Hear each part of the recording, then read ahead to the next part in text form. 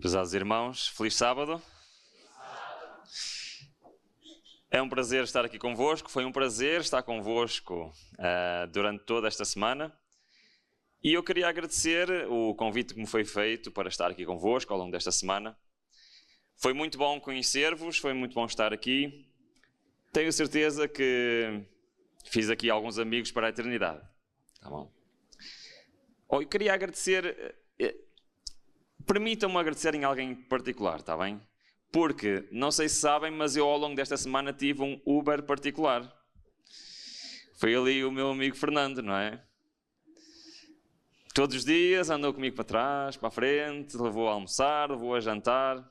Bom, foi muito bem tratado. Muito obrigado a todos por esta semana. E eu, antes de começar o sermão de hoje, preciso confessar alguma coisa aos irmãos, está bem? Pode ser? A gente só se confessa a Deus, não é? Mas eu preciso partilhar convosco alguma coisa. Desde o sábado passado, que eu estou a lutar com o Senhor por causa do sermão deste sábado. Ok? Obrigado. E todos os dias o Senhor mandou-me uma mensagem, mas só ontem é que me convenceu. Eu sou difícil de convencer. Então, o que aconteceu? Eu tinha planeado falar sobre os 144 mil, e é o que vamos falar. Ia-vos apresentar todas as características dos 144 mil, vermos o que é que elas querem dizer. Acho que é um estudo muito, muito interessante.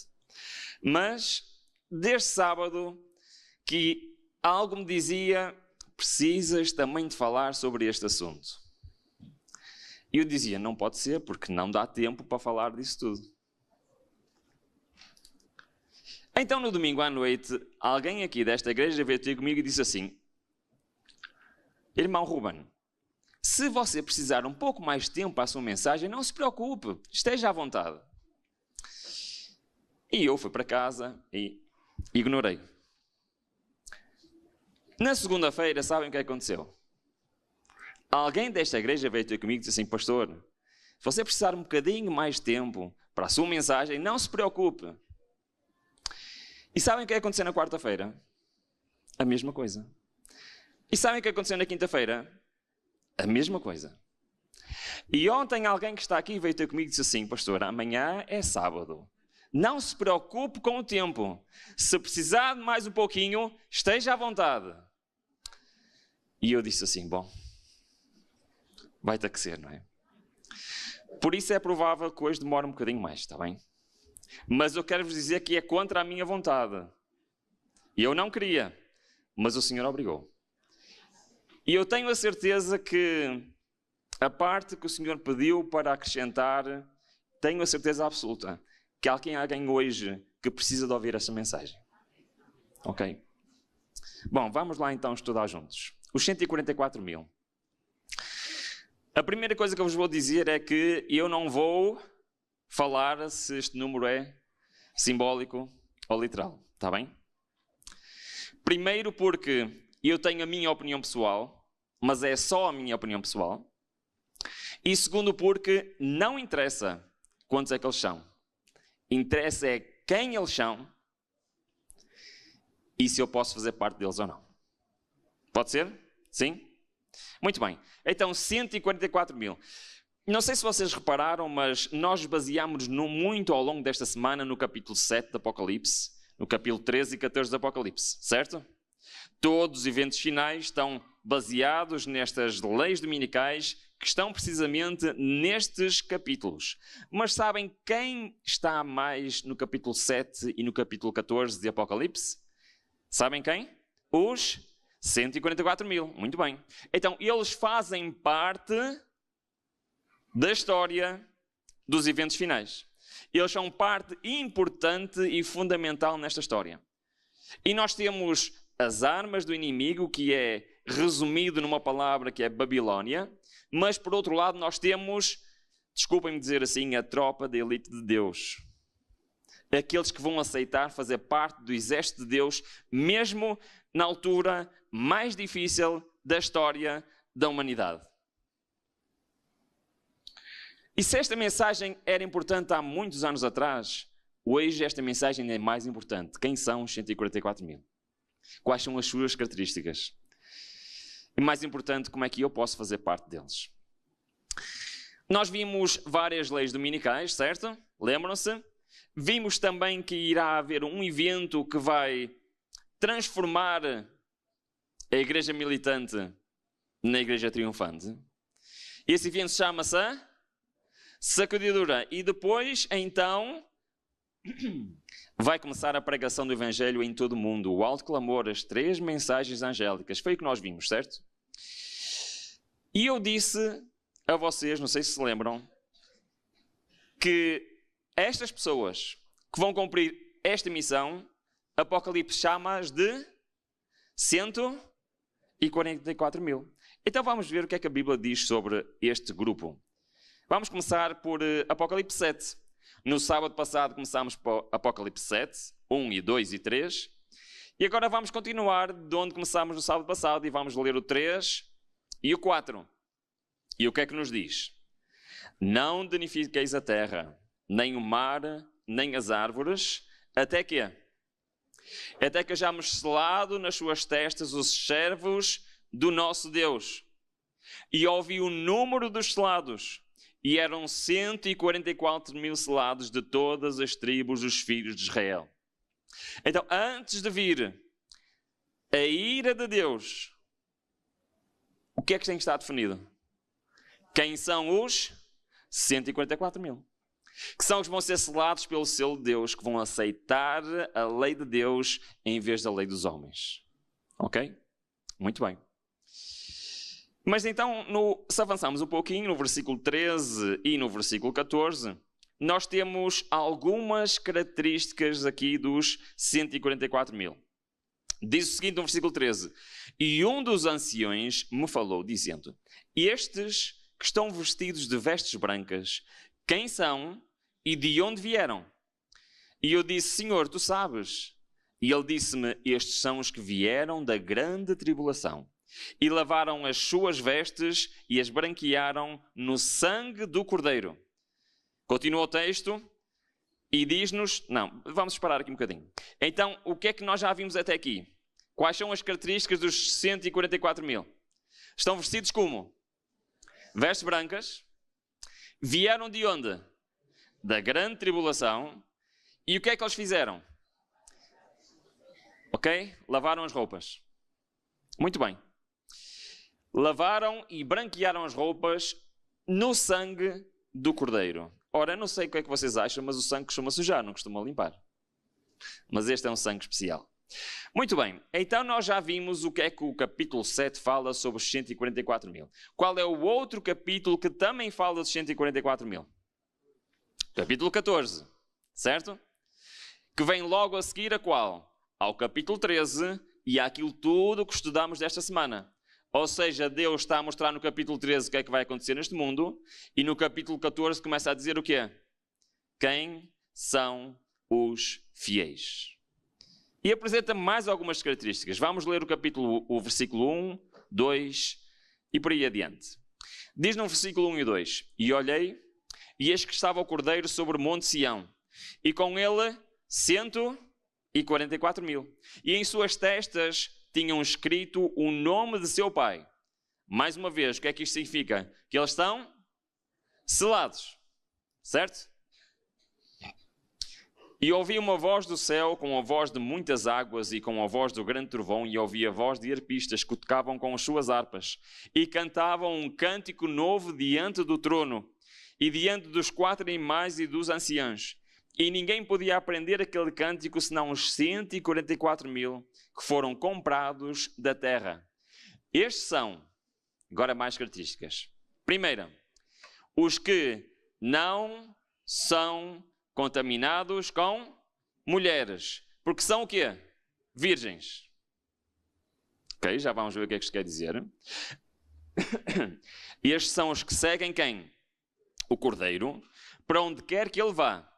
Estes são os que dentre os homens foram comprados como primícias. Mais uma característica, eles são as primícias.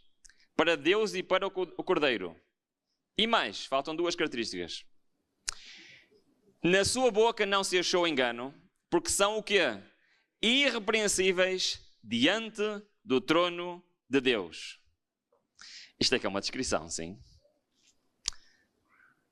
Esta descrição, que está aqui resumida, é então os atributos dos 144.000. Passaram pela grande tribulação, são virgens, não contaminadas por mulheres, são as primícias, lavaram e branquearam as suas vestes, a sua boca está sem engano, são irrepreensíveis, estão selados e estão vestidos de vestes brancas. Ora, vamos ver o que é que isto quer dizer? Sim? Vamos lá. Vamos começar então por passaram pela grande tribulação. Sabem que a Bíblia fala em tribulação. Falámos desta semana sobre tribulação. Mas isto é algo que já está escrito na palavra de Deus há milhares de anos. Ora, reparem o que é que diz Jeremias 30, versículo 7. Diz assim: porque aquele dia é tão grande que não houve outro semelhante. E é tempo de quê? De angústia para Jacó. Ele, porém, será salvo dela. Ora, o Jacó já não estava vivo, não é? A angústia de Jacó refere-se a quê? A angústia do povo de Deus durante o tempo do fim. Então, os 144.000 são quem? Quem passou pela angústia. Por um tempo bem difícil. Ora, reparem, para percebermos um pouco melhor, reparem este comentário. Diz assim: houve um forte terremoto, as sepulturas se abriram, nós lemos isto ontem, certo? Estamos a falar do final da 7ª praga, estamos a falar da ressurreição especial. E o que é que diz? Os mortos saem revestidos de imortalidade. Os 144.000 clamaram aleluia quando reconheceram os amigos que deles tinham sido separados pela morte. E num instante foram transformados e arrebatados juntamente com eles a encontrar o Senhor nos ares. Por isto os 54.000 são quem? São os salvos vivos. É muito interessante. Quando perguntarem quem são os 144.000, basta pegarmos neste texto citado por Ellen White, 1 Tessalonicenses, que é que diz? Pois dada a ordem, com voz do arcanjo, o ressoar da trombeta de Deus, o próprio Deus descerá dos céus e os mortos em Cristo ressuscitarão primeiro. E nós quem? Os que estivermos vivos, o que é que diz o texto? Seremos arrebatados com ele nas nuvens para o encontro com o Senhor nos ares e assim estaremos com o Senhor para sempre. Consolem-se uns aos outros com estas palavras. Então são aqueles que passaram na tribulação e que vão estar vivos quando Jesus voltar. Certo? Estamos juntos? Sim? Muito bem. Sabem que muitas denominações protestantes não acreditam nisto que acabamos de ler. Porque a maior parte dos cristãos acreditam que não está a decorrer hoje um julgamento no céu. Certo ou errado? A maior parte dos cristãos acredita que quando alguém morre é imediatamente julgado e vai para o céu ou para o inferno. Aliás, se forem católicos, acreditam numa terceira possibilidade, não é? Que é o purgatório. Mas agora eu pergunto, isto é uma pergunta simples. Se alguém quando morre fosse julgado e tinha logo a sua sentença, o que é que Cristo vinha cá fazer buscar os mortos? Ia buscá-los outra vez ao céu e punha-os na sepultura para os ressuscitar, é isso? Tem alguma lógica esta crença? Não. É claríssimo. O Senhor disse tantas vezes: eu vou e virei para vos buscar. Neste momento, lá no céu, está a decorrer sim o julgamento. E quando terminar, passado algum tempo, o Senhor virá buscar os salvos vivos e os salvos mortos, para juntos irem para o céu. Então a primeira característica já está, são os que passaram pela grande tribulação, são aqueles que vão ver com os seus próprios olhos todas as cenas dos eventos finais e vão estar firmes quando Cristo voltar. Bom, são virgens não contaminadas por mulheres. Ora, é claro que nós não estamos a falar que os 144 mil são todos homens ou que literalmente são virgens. Não é isso que o texto está a falar. Porquê que não é isso? Porque Apocalipse é um texto simbólico, certo? Logo, isto tem um simbolismo. E todos nós sabemos exatamente isto. Cristo usou ele próprio esta simbologia. Por exemplo, o que é que está escrito por Paulo em 2 de Coríntios? Porque estou zeloso de vós, com o zelo de Deus, porque vos tenho preparado para vos apresentar como o quê? Como uma virgem pura ao marido, a saber que é Cristo. Ele estava a falar para quem? Para a igreja, não é? Que ele pretendia que a sua igreja fosse como uma virgem pura para o seu marido, neste caso, Cristo. Então, quando a profecia, quando simbolicamente se está a falar da igreja, estamos a falar de quê? De uma mulher. E o objetivo de Deus é que esta mulher seja o quê? Pura. Certo? E esse simbolismo atravessa a palavra de Deus. E, por exemplo, em Apocalipse 12, é mostrada a igreja fiel, porque retrata uma mulher pura, simbolizando a igreja verdadeira, vestida de sol, com a lua sobre os seus pés e uma coroa de 12 estrelas.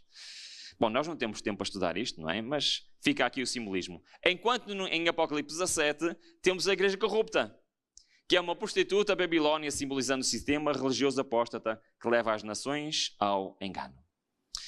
Mas não é só aqui que este exemplo existe.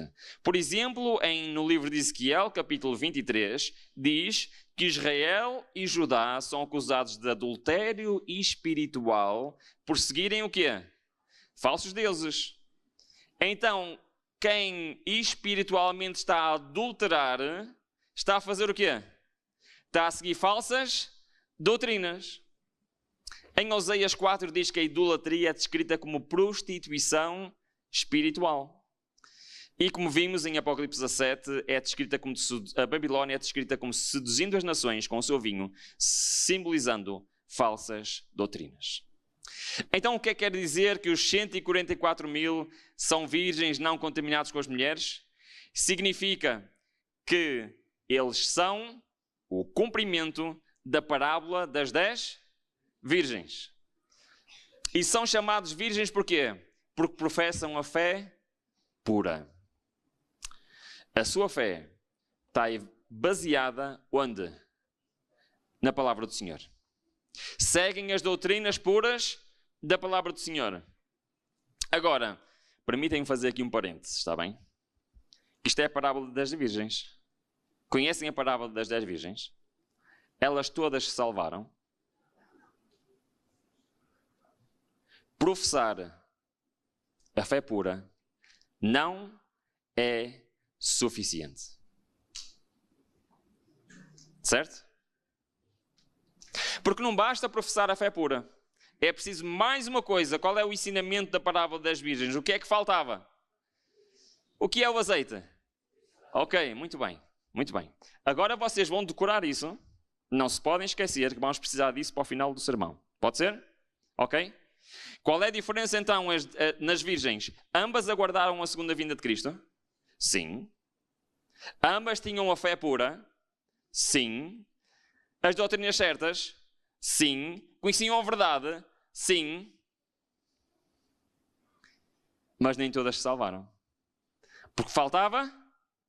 Não se esquecem disso? Certo? Muito bem, vamos avançar. Então isto é o que significa virgens não contaminadas por mulheres. Professam a fé pura. Primícias. O que é que eram as primícias então? Agora vocês têm que me explicar. O que é que vocês conhecem de primícias? O que era isso? Primeiros frutos, muito bem.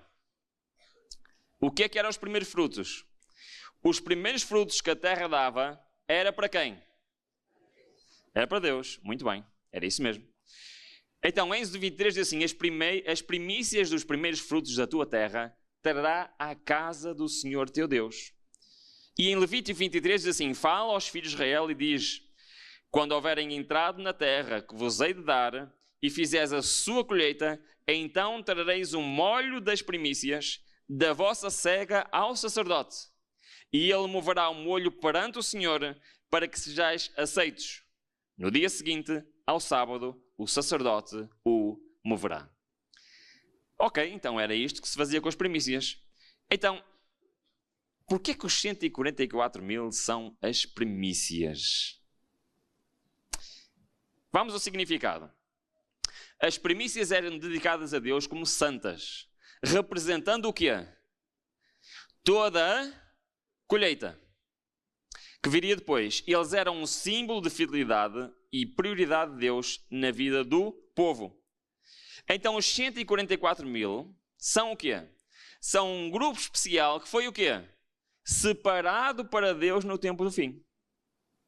Tem lógica ou não? Era exatamente o que acontecia com as primícias. Eles representam a colheita inicial do povo de Deus antes da segunda vinda. Eles representam todos os salvos, mas são um grupo especial. Têm um papel exclusivo na proclamação da mensagem final ao mundo e são um exemplo de total consagração e fidelidade, refletindo o caráter de... Mas, Ruben, como é que tu sabes isso? Como é que tu sabes que eles são um símbolo de consagração, refletir o caráter de Cristo? Porque Jeremias 2 diz o seguinte em relação às primícias. Reparem bem. Lembro-me de ti, da piedade da tua mocidade e do amor do teu noivado, quando me seguias no deserto, numa terra que não se semeava. Então Israel era o quê? Era o quê? Santo.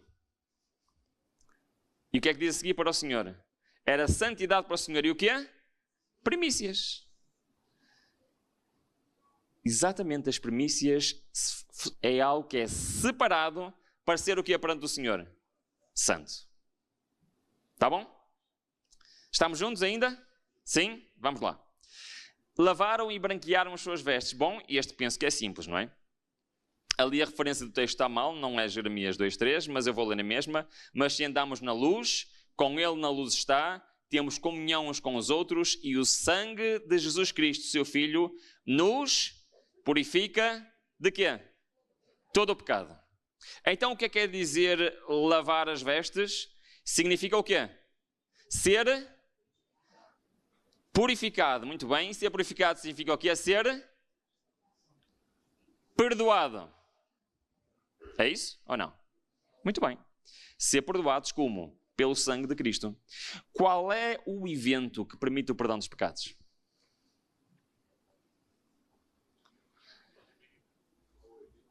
Qual o evento que aconteceu que permite o perdão dos pecados? A morte e a ressurreição de Jesus. Muito bem. Então os nossos pecados são perdoados por quê? Com que ingrediente? Com o sangue de Cristo, certo? Muito bem. Então é exatamente isso. Refere-se à redenção e justificação obtidas pela fé no sacrifício de Jesus na cruz. Nós temos um exemplo disso em Zacarias capítulo 3, está bem? Não vou me debruçar muito sobre este assunto, ou seja, cada uma destas características dava para um sermão inteiro, ok? Mas o que é que aconteceu aqui a Josué, descrito em Zacarias capítulo 3? Josué estava perante Deus eterno e estava como? Vamos lá, irmão. Estava como? Com as vestes sujas. Muito bem. Então respondeu aos que estavam diante dele, dizendo: tirai-lhe estas vestes sujas.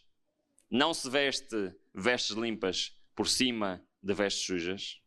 É preciso tirar as vestes sujas. Está bem? E Josué disse: eis que tenho feito... Desculpem. E a Josué disse: eis que tenho feito com que passe o quê?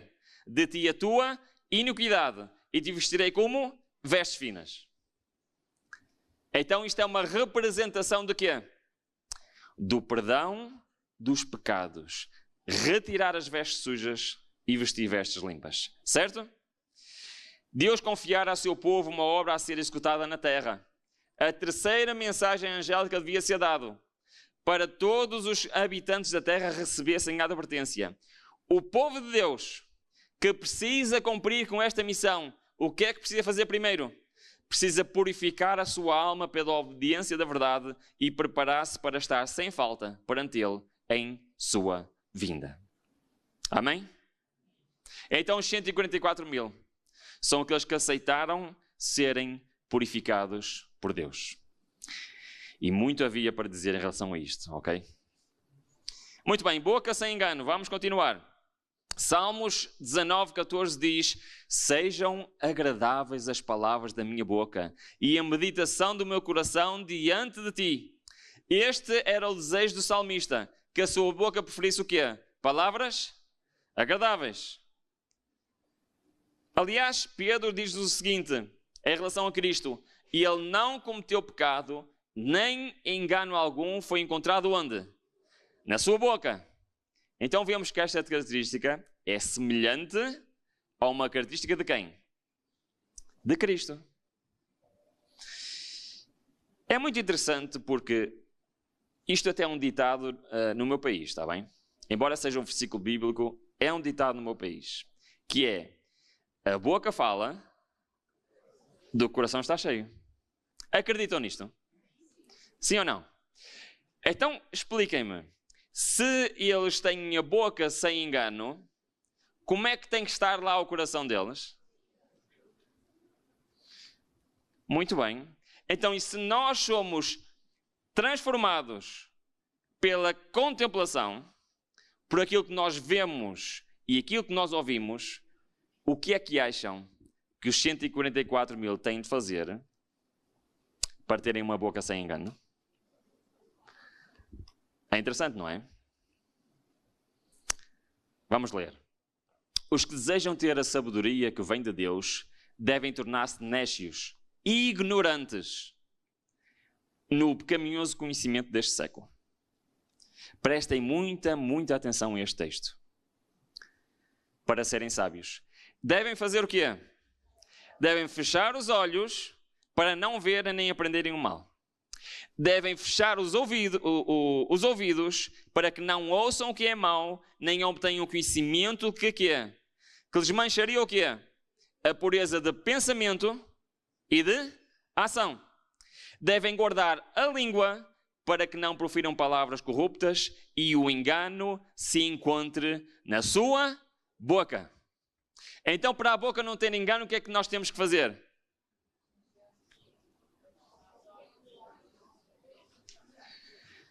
Irmãos, não há transformação de caráter se continuamos a contemplar o mundo. Não existe. Estamos enganados. Eu posso estar 50 anos no banco desta igreja e ter o caráter exatamente igual do primeiro dia que eu entrei. Sabem porquê? Porque eu estou aqui, mas passo a maior parte do meu tempo a contemplar o mundo lá fora. Então, se eu continuo a ver as coisas deste mundo, a ouvir as coisas deste mundo, podem estar tranquilos. Satanás não está minimamente preocupado. Porque ele sabe que é impossível Deus transformar o coração daquele que contempla o mundo. Isto é muito sério, irmãos. Porque nós já não vivemos em altura para brincarmos às religiões. Já não vivemos. Nós vivemos na altura de tomar decisões. Decisões para a eternidade. E os 144 mil, antes destas coisas aconteceram, decidiram desligar-se do mundo e ligar-se a Deus. Nós não podemos esperar ser adventistas ao 7º dia. Desculpem. Nós temos de ser adventistas do 7º dia. Todos os dias. E se eu acho que basta estar aqui sentado, eu estou enganado. Sabem porquê? As virgens loucas também achavam. E é certo que aqui é o sítio certo para se estar, é verdade. Mas não basta isso. É preciso tomar a decisão hoje de deixar de contemplar o mundo e passar a contemplar a Cristo. Amém? Bocas sem engano. Mas também então o quê? Irrepreensíveis. Isto é algo que aparece muitas vezes na palavra de Deus. Reparem em Efésios, onde diz assim como nos acolheu nele antes da fundação do mundo para sermos santos e irrepreensíveis perante ele em amor. Em Colossenses diz para vos apresentar perante ele santos, inculpáveis e irrepreensíveis, se é que permaneceis na fé. Novamente em Efésios capítulo 5, para vos apresentar diante dele santos, inculpáveis e irrepreensíveis. O apóstolo Paulo insiste um bocadinho nisto, não existe? É verdade. Irrepreensíveis no original grego, a palavra é amomos, que significa sem mácula, sem defeito, sem culpa. E o que é estar sem culpa? É ter sido o quê? Lavado. Ter sido perdoado. É verdade que nós neste mundo não podemos deixar de ser pecadores. Nós somos pecadores, certo? Mas podemos ser perdoados dos nossos pecados, amém?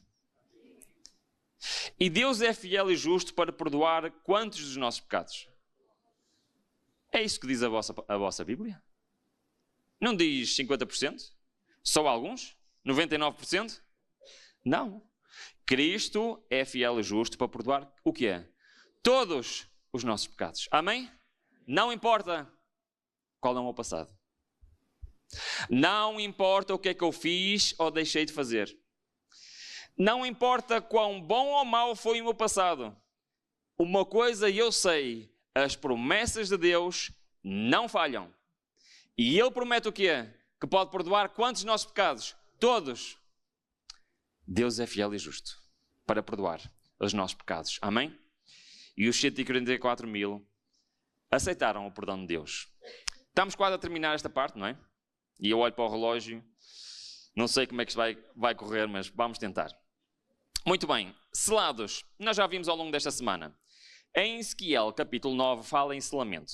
Eu não falei durante a semana deste texto, mas hoje vamos falar dele. Diz o seguinte: e disse o Senhor, passa pelo meio da cidade, pelo meio de Jerusalém, e marca com um sinal as testas dos homens que suspiram e gemem por causa de todas as abominações que se cometem no meio dela.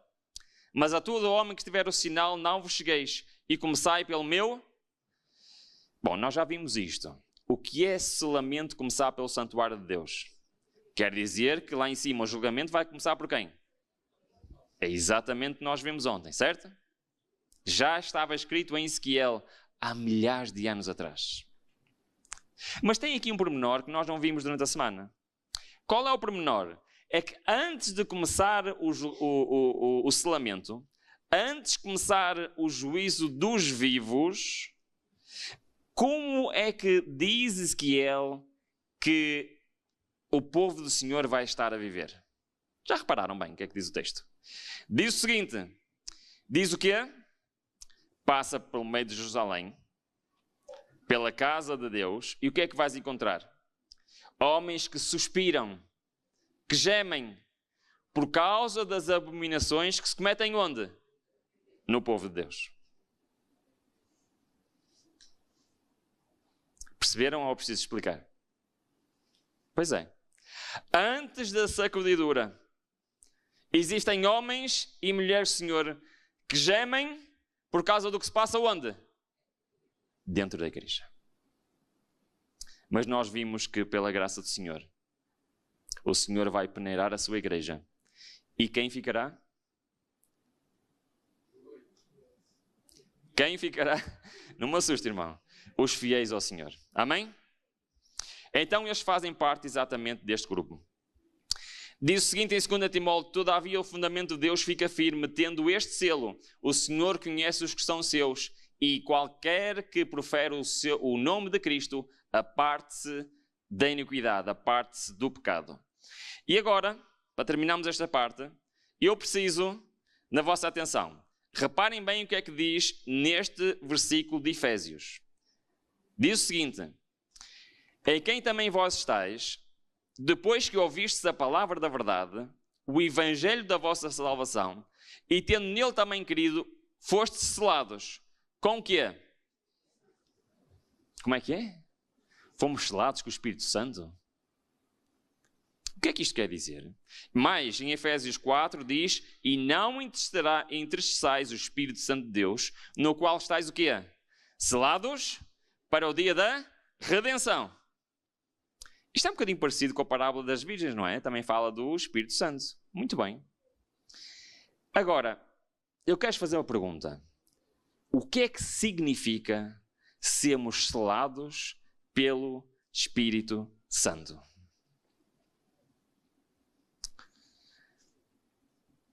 Lembra-se o que é que eu pedi ao bocado para vocês memorizarem? O que é que foi? Já se esqueceram? Que o sumo da parábola do Espírito Santo é do Espírito Santo. Das 10 virgens é o quê? A presença do Espírito Santo. Agora estamos a falar de selados e diz que somos selados por quê? Pelo Espírito Santo.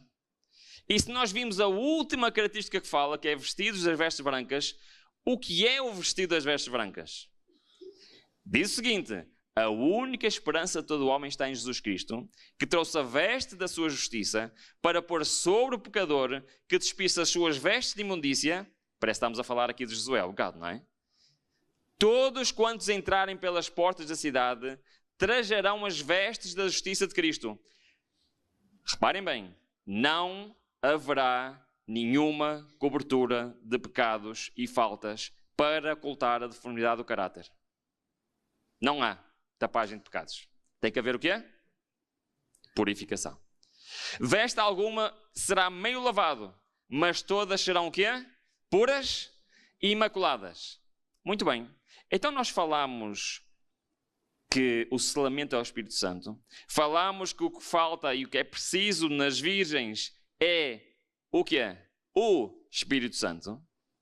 E o que é que isto tem a ver, Ruben, com as vestes brancas dos 144 mil? Que simboliza o que as vestes brancas?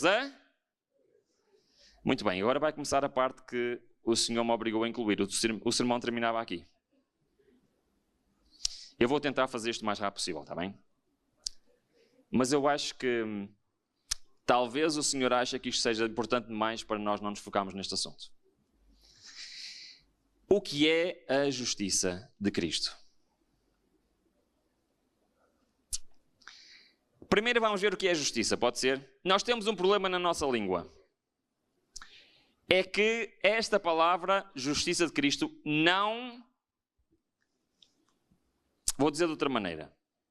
O tradutor da Bíblia original para o inglês, quando estava a estudar e a traduzir a palavra de Deus, chegou à parte em que ele viu a justiça de Cristo. E então o que é que ele fez? Como no inglês não havia uma palavra que traduzisse corretamente, sabem o que é que ele fez? Literalmente inventou uma palavra nova. Essa palavra é bem difícil de dizer em inglês, chama-se righteousness. Righteousness, quando o inglês fala justiça de Cristo, ele diz the righteousness of Christ. E traduzida à letra para português, righteousness, sabem como é que nós traduziríamos isto? Algo como o fazer o que é certo. Ok? Em português, nós não temos palavra para isto que espelho o que diz no original. E nós usamos a palavra justiça. E o problema é que a palavra justiça tem outros significados. Certo? Por exemplo, a justiça relaciona-se ao quê? Quando nós falamos em termos da sociedade, a justiça é o quê? É ir a um tribunal e decidir se está certo ou errado, certo? Mas não é este o conceito espiritual da justiça de Cristo. Está bem? A justiça de Cristo quer dizer alguma coisa peculiar no original. Então vamos ver o que é que quer dizer. Diz assim em Salmos, que a justiça é praticada. Ou seja, a justiça é algo que nós temos que praticar. Perceberam? Algo que se faz. Muito bem. E quem pratica é chamado de quê? Justo. Mas não é justo na medida que é uma pessoa que não é injusta. Não é esse o sentido. É outro sentido. Vamos ver. E continua. Em Ezequiel 33 diz assim: aquele que praticar iniquidade... Eu vou ler tudo. Quando eu disser ao justo, certamente viverá, e ele confiando em quê? Na sua justiça, praticar o quê? A iniquidade. Então, além da justiça de Cristo, também existe o quê? A minha justiça, certo? E elas lutam uma com a outra. E se eu confiar na minha justiça, o que é que eu vou fazer? Pecar. A prática da iniquidade é o pecado, certo? Até aqui, estamos juntos? Sim? Ok. Então vamos continuar. Nenhuma das suas obras de justiça será lembrada, mas na sua iniquidade que praticou, nessa morrerá. Quando o justo se aparta da sua justiça, praticando a iniquidade, morrerá nela. Então, se eu me afasto da justiça de Cristo e confio na minha justiça, o que é que eu vou fazer? Pecar. Certo? Então, o contrário da justiça de Cristo é o quê? A prática do pecado. Então, se o contrário da justiça de Cristo é a prática do pecado, o que é a justiça de Cristo? Vamos ler? Contudo, dizeis, porque não levará o filho a iniquidade do pai? Ora, se o filho proceder com retidão e justiça, faz o quê? Guardar todos os meus estatutos e os cumprir, certamente viverá. Mas se o ímpio se converter a todos os seus pecados que cometeu e guardar todos os meus mandamentos e estatutos e proceder com retidão e justiça, certamente viverá, não morrerá. Então não sei se vocês perceberam. A minha justiça leva-me à prática do quê? Isto significa que a justiça de Cristo é o quê? Obediência. Perceberam, sim ou não? Por isso é que no inglês a palavra é righteousness. Traduz exatamente aquilo que é a justiça de Cristo. Se a justiça é a obediência, então a justiça de Cristo é o que é? A obediência de quem? De Cristo. E aqui está um ponto que eu considero ser o ponto mais importante dos 144 mil. Ok?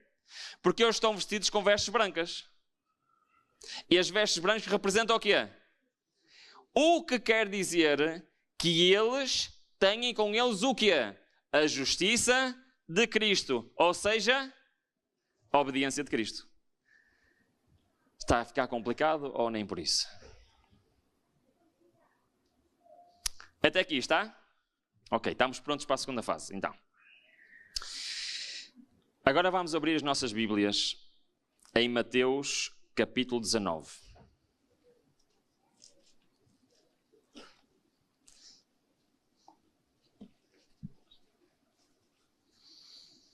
Eu quero ler convosco a parábola do jovem rico. Ok? Mas quero-vos pedir um favor.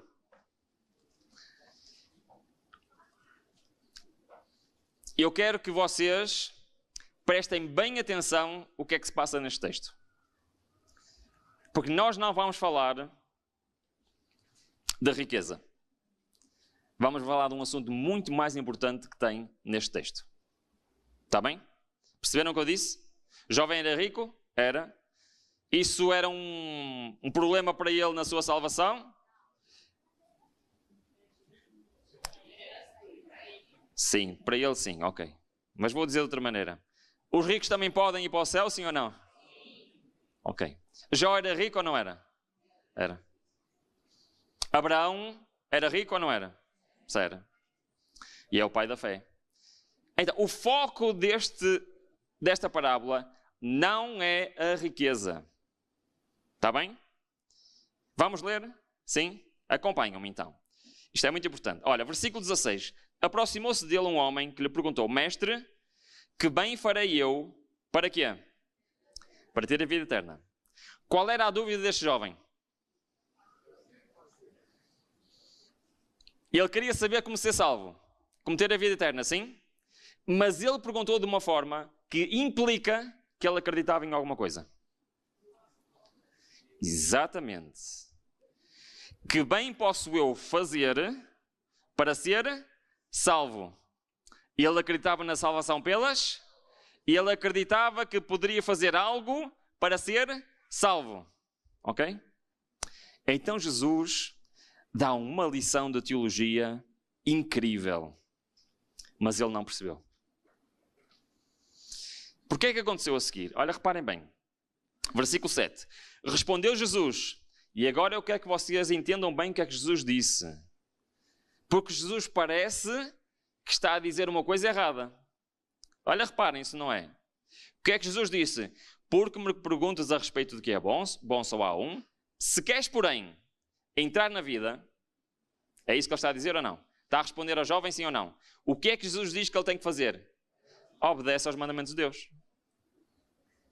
Então temos um problema, porque Jesus está a dizer a ele, literalmente, para obedecer a salvação pelas obras. Temos um problema aqui ou não? Mas parece que temos, não parece? Parece que temos. Porque a dúvida daquele jovem era qual? Queria ser salvo, não sabia como, e pergunta, o que é que eu faço? Diz-me, o que é que eu faço para ser salvo? E Jesus responde literalmente, obedece aos mandamentos e serás salvo. Mas nós acreditamos nisto?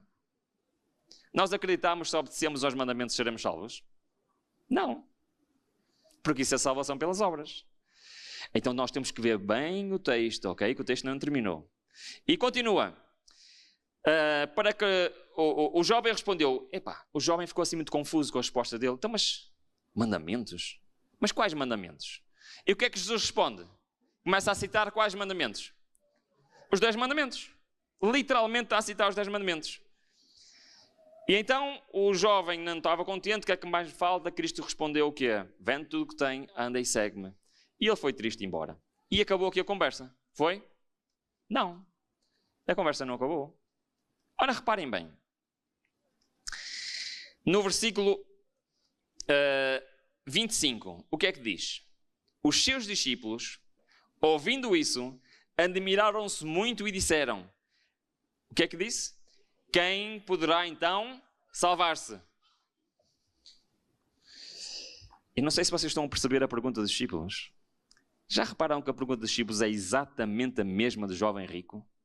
Quem poderá salvar-se? O que é que os discípulos acreditavam? Salvação pelas obras. E agora sim Cristo vai dizer. E o que é que Cristo vai dizer a ele? Versículo 26. Cristo, olhando para eles com ternura, finalmente disse: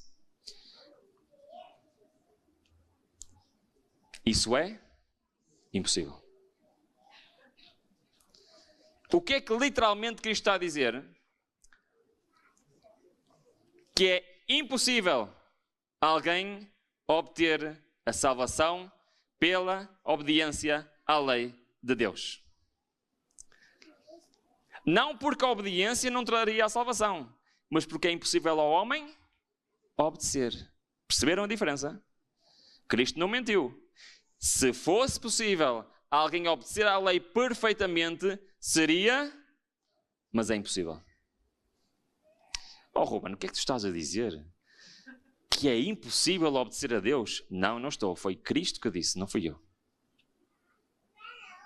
Cristo literalmente disse, é impossível ao ser humano obedecer à lei de Deus. Calma. Não se assustem. Não peguem neste trecho, ok? E digam que eu digo isto. Que eu não acredito nisso. Porquê? Porque eu acredito no que vem a seguir. Está bem? Mas é isto que Cristo está a dizer, sim ou não? É? Muito bem. Então vamos continuar. O texto não termina aqui. Isso é impossível. É que Cristo diz o problema, mas também diz a solução. E o que é que diz? Mas a Deus tudo é? Então vamos lá. O que é que isto quer dizer? Então, Cristo está a dizer, e falando sobre a obediência, ao homem é impossível, mas a Deus o quê? É possível.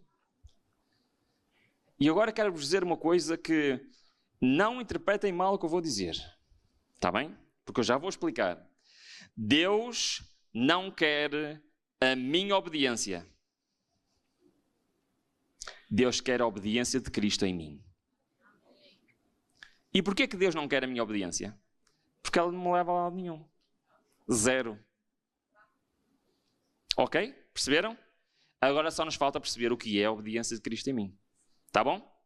Porque os 144 mil vão descobrir isso. E vão viver isso na sua vida. E eu quero fazer parte dos 144 mil. Por isso eu quero saber exatamente como é que isto funciona. E sabem que muitas vezes, e há um grande problema dentro da nossa igreja, porque muitos dizem assim, nós vamos pecar até a segunda vinda de Cristo. É impossível ao homem obedecer ao Senhor. Já ouviram alguém falar sobre isso? Se calhar já ouviram. E outros dizem assim, nós vamos ser transformados para a obediência. Já ouviram alguém pregar isso? É impossível, irmãos. E por isso aquilo que a Bíblia nos ensina não é nem uma coisa, nem é outra coisa. O que a Bíblia nos ensina é que Deus quer a obediência de Cristo e não a minha. Vamos ver como é que isto funciona? Diz o seguinte, o texto, todas as nossas justiças são o quê? Então, se a justiça é o quê? O que é que nós vimos?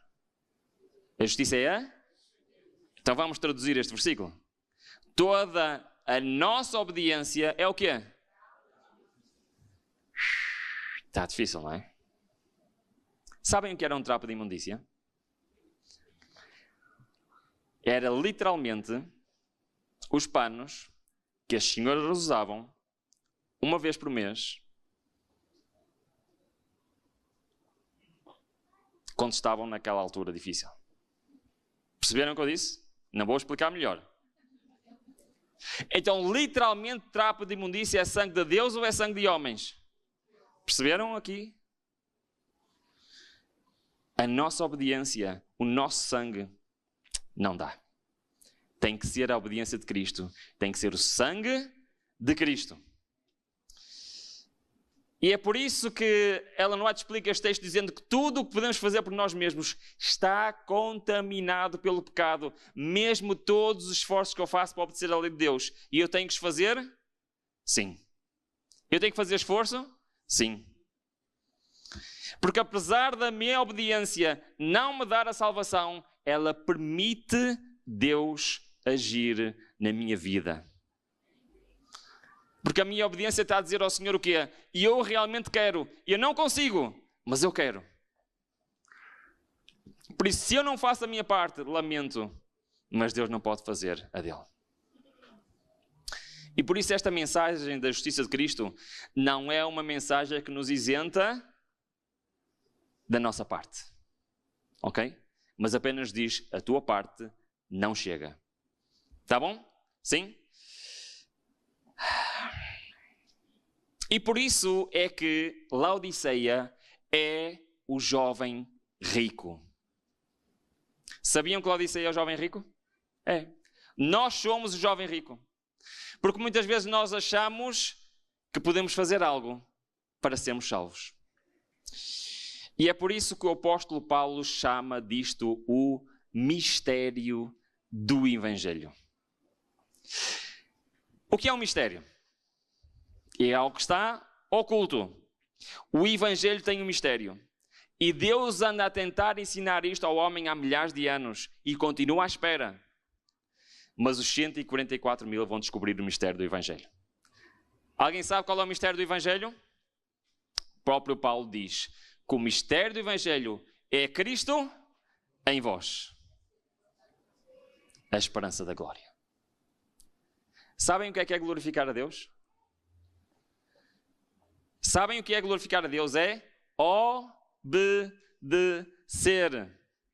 Eu posso fazer, mas Cristo em mim pode. Por isso é que Paulo dizia, já não sou mais que vivo, Cristo vive em mim. Paulo percebeu exatamente o que é que isto quer dizer. Porquê? Porque ele diz que todo homem perfeito em Cristo, isto é uma descrição dos 144 mil, sim ou não? Foi o que nós vimos, eles eram irrepreensíveis perante o Senhor, sim ou não?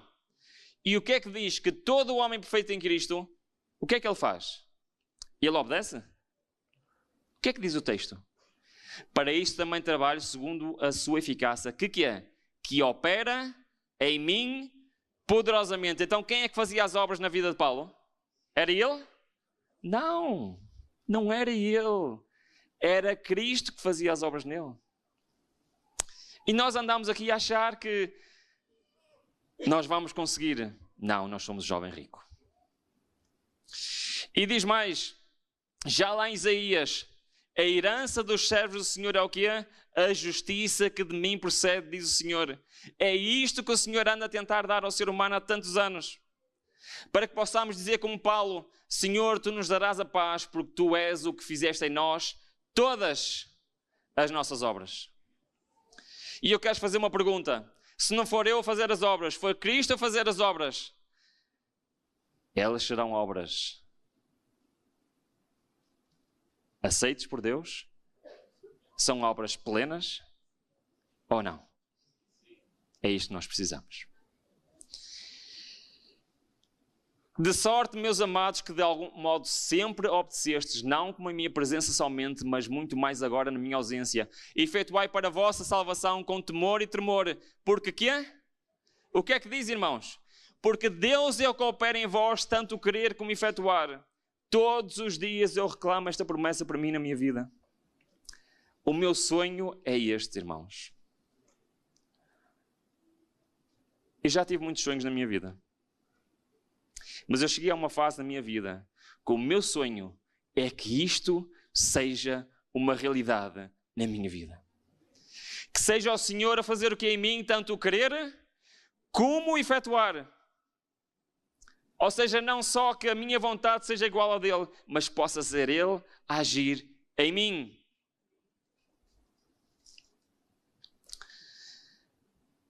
Há uma vez ouviram dizer que Jesus é o nosso exemplo? Sim? Vocês acham que Cristo é o nosso exemplo? É? Muito bem, então vamos todos viver para Jerusalém, não é? Para Cafarnaum. É isso? É o nosso exemplo para sabermos onde é que devemos morar? Não? Ok. Então temos que ir curar as pessoas, é isso? Caminhar onde ele caminhou? Comer o que ele comia? Vestir como ele vestia? Então vocês acabaram de dizer que Cristo é o nosso exemplo e nada disto serve? Em que é que Cristo é o nosso exemplo? Já pensaram nisso? Em que é que Cristo é o nosso exemplo? Vamos ler? Sim? Diz o seguinte. Cristo a falar. Eu não posso de mim mesmo fazer coisa alguma. Incrível, não é? O Deus encarnado está a dizer o quê? Eu, ser humano, o que é que eu posso fazer? Nada. Como ouço, assim julgo, o meu juízo é justo, porque não procuro fazer a minha vontade, mas quem? A vontade de quem me?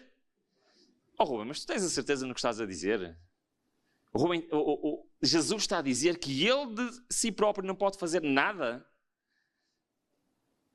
Diz Jesus, quando tiveres levantado o Filho do Homem, então conhecereis que eu sou e que nada faço de mim mesmo, mas como o Pai me ensinou, assim falo, e aquele que me enviou está com quem?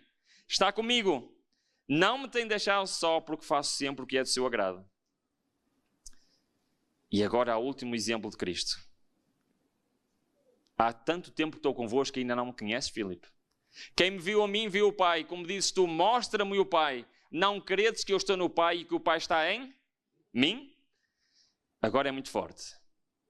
As palavras que eu vos digo, não digo por mim mesmo, mas o Pai que permanece em mim é quem faz as suas obras. Então, como é que Cristo é o nosso exemplo?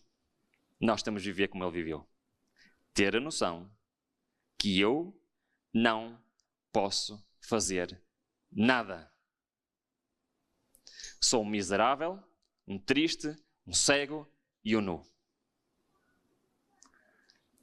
E sem Cristo, eu estou irremediavelmente perdido. Mesmo que pertença ao povo de Deus. E assim como Cristo, todas as obras que Ele fazia, não era Ele que fazia, era o Pai que permanecia nele que as fazia. Como nós podemos pensar que somos mais do que Cristo? Então como é que Cristo resolvia isto? Como é que Cristo resolvia a sua incapacidade? Como é que Ele resolvia? O que é que Ele fazia todos os dias? Ele buscava desesperadamente o Pai, porque Ele sabia que dependia dele totalmente. E nós miseráveis pecadores, quantas vezes temos coragem de sair de casa sem nos consagrar ao Senhor? Nós, miseráveis pecadores, que achamos que sabemos a verdade, que estamos no caminho certo, temos coragem de passar um dia sem abrir os oráculos do Senhor. Como é que pode ser? Cristo era o nosso exemplo de dependência total do Pai, de buscar diariamente sempre, e Ele não tinha coragem de sair sem primeiro fazer o quê? A sua consagração ao Pai e ter a certeza que o Pai ia com Ele. E nós temos coragem de sair de casa sem nos consagrarmos ao Senhor, nós miseráveis pecadores? Eu tenho que terminar este sermão, não é? A Bíblia fala em obediência, sim ou não? Agora reparem bem o que é que a Bíblia diz. Nisto sabemos que o conhecemos, se quê? Se guardarmos os seus mandamentos. Então temos de guardar os mandamentos, é isso? Agora o que é que diz a seguir? Reparem. Entretanto, qualquer que guarda a sua palavra, nele realmente se tem aperfeiçoado o amor de Deus. E nisto sabemos que quê? Pois é. É que a Bíblia diz para obedecer? Diz. Mas diz como? Não és tu que obedeces, tem que ser Cristo em ti. Quem guarda os meus mandamentos permanece em Deus e Deus nele. E nisto conhecemos que Ele permanece em nós pelo Espírito que nos tem dado. Agora vou fazer a pergunta. Quem é que faz o selamento? Quem é que faltava nas virgens loucas? O que é Cristo habitar em nós? É sermos o templo do Espírito Santo. É o Espírito Santo deixar de agir de fora e passar a agir aonde? Aqui dentro. Amém? Foi o que aconteceu com os discípulos lá no Pentecostes. E a mesma coisa Deus quer fazer em cada um de nós. Porque conhecereis a verdade e a verdade vos libertará. Já conheceram este versículo? Sim, liberta do quê? Do pecado. Como é que liberta do pecado? Porque quando está o Espírito do Senhor, aí há liberdade. Não há liberdade do pecado sem Cristo em nós pela ação do Espírito Santo. Eu tenho mais dois versículos, duas passagens para lermos. Ainda têm coragem? Têm? Vamos lá, vocês são corajosos. Marcos capítulo 5. Eu vou resumir, está bem? Marcos capítulo 5 fala do endemoniado Gerazeno, certo? Desculpem lá, mas o disléxico às vezes encrava aqui um bocadinho. O que aconteceu? Cristo foi fora do povo de Israel e encontrou o quê? Quando saiu do barco? Alguém que estava possuído por um espírito imundo. Agora quero fazer uma pergunta. O que é que este homem fazia? Onde é que ele morava? No cemitério. É um sítio agradável para morar, não é? Mas o que é que ele fazia? As pessoas vinham, amarravam com correntes de ferro. E o que é que ele fazia às correntes de ferro? Desfazia tudo. Andava pelos montes a gritar, certo? Eu quero fazer duas perguntas muito sérias. O que ele fazia era uma obra natural ou sobrenatural? Todos concordam? Então, a presença do Espírito imundo levava aquele homem a fazer uma obra sobrenatural. Tá? Estamos em sintonia? Sim. Muito bem. Então, eu quero vos dizer que isto é uma contrafação do que Cristo quer fazer conosco. Porque eu quero fazer uma pergunta, o que estamos a estudar. Cristo quer que sejamos possuídos pelo Espírito Santo, sim ou não? Para fazer uma obra natural ou sobrenatural? Agora a pergunta que eu vos vou fazer. A obediência é uma obra natural ao ser humano ou sobrenatural? Perceberam? Isto é contrafação do que Deus quer fazer em nós. E Ele quer que nós sejamos possuídos pelo Espírito Santo para fazer o quê? Uma obra sobrenatural, porque a obediência não é uma obra natural. Por isso é que o apóstolo Pedro diz que nós temos de ser participantes de quê? Da natureza divina. É a única forma de obedecermos ao Senhor. A verdade deve estar estampada no coração, deve dirigir o espírito e regular as afeições. Todo o caráter deve ser estampado com a expressão divina. Cada jota e tilde da palavra de Deus deve ser introduzido na vida diária. Aquele que se torna participante da natureza divina, ou seja, aquele que, quem é que habita lá? O Espírito Santo. Estará em harmonia com o grande padrão da justiça de Deus. Sua santa lei. Esta é a norma pela qual Deus mede ações dos homens. Esta será também a pedra de toque no caráter do juízo.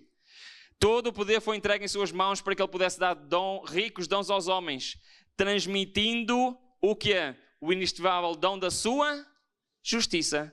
O que é a justiça de Cristo então? É a presença do Espírito Santo em nós, fazendo as obras da obediência. E agora reparem bem se isto não fecha tudo o que nós estudamos esta semana. Reparem bem o que é que diz a seguir. Esta é a mensagem que Deus manda proclamar ao mundo. Esta é a terceira mensagem angélica. Que é possível ao homem, se nele habitar o Espírito Santo, não ser ele a realizar as obras, mas ser quem a realizar nele? O Senhor. A mensagem da justiça de Cristo há de ecoar entre uma a outra extremidade da terra, a fim de preparar o caminho do Senhor. Esta é a glória de Deus, que será encerrada a mensagem do terceiro anjo. Amém? E eles não só vão proclamar esta mensagem, e eles vão ser o quê? Uma prova viva desta mensagem. E por isso, é que a mensagem para a Laodiceia é qual? Se Cristo está a bater à porta, ele está do lado de dentro ou está do lado de fora? Está do lado de fora. E porquê é que ainda estamos aqui à espera que Cristo venha? Porque Cristo precisa de acesso ao meu coração. Vamos terminar abrindo a nossa Bíblia em Ezequiel. E sim, é o último versículo e já vamos terminar. Peço imensa desculpa pela demora. Ezequiel 36 tem 3 versículos que resumem tudo o que nós falamos. Mas eu quero-vos pedir um favor, está bem? Assim como foi quando abrimos lá em Mateus, temos que prestar muito bem atenção ao que está aqui dito, ok? Ezequiel 36, e vamos começar no versículo 25. Está a falar para nós, está bem?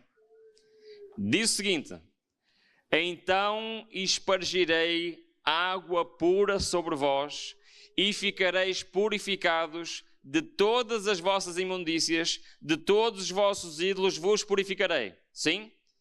Primeiro passo qual é? Então, não me deixem sozinho a esta hora. Primeiro passo qual é? Purificação, perdão dos pecados, certo? Muito bem. Segundo passo qual é? Versículo 26. E vos darei um coração novo. O que é dar-nos um coração novo? É transformação de caráter. É a santificação. Segundo passo. Agora, para que é que serve a purificação e santificação? Serve para uma única coisa. O que é que diz a seguir o versículo? E porei em vós um espírito novo. Perceberam? Purificação, santificação, serve para quê? Para recebermos o dom do Espírito Santo. A justiça de Cristo. E agora reparem na que diz a seguinte: tirei de vós o coração de pedra, vos darei um coração de carne, porém em vós o meu espírito, para quê? O que é que diz o texto? E farei. Quem é que faz? E farei que andeis dos meus estatutos, guardeis os meus juízos e os observareis. Amém? Quem é que faz? Deus, não sou eu. Por isso é que Jesus disse Por isso é que Jesus disse: ao homem isso é impossível, mas a Deus é possível. Amém? É isto que Deus quer fazer na nossa vida. E estes são os 144 mil. E eu quero lançar um desafio para vocês. Um desafio muito sério, está bem? Cristo quer habitar no vosso coração. Cristo quer habitar no meu coração. Todos os dias nós temos que fazer um compromisso com o Senhor. E eu quero vos dizer que eu quero orar por mim e quero orar por vocês. Mas eu quero que, neste momento, se através desta mensagem o Senhor tocou no vosso coração, eu quero neste momento que nós possamos assumir um compromisso com o Senhor. O sonho da minha vida é que Cristo habite no meu coração. Mas sabem quem é o único obstáculo para que isso não aconteça hoje já mesmo? Quem é o único obstáculo? Não é Satanás. Não é ninguém que mora neste planeta. Sou eu. E aquilo que o Senhor me diz é muito simples. Eu tenho de estar em primeiro lugar.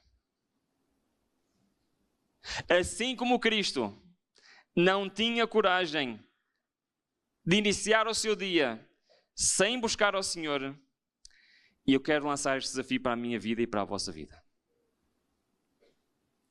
Estão a perceber o que eu estou a dizer?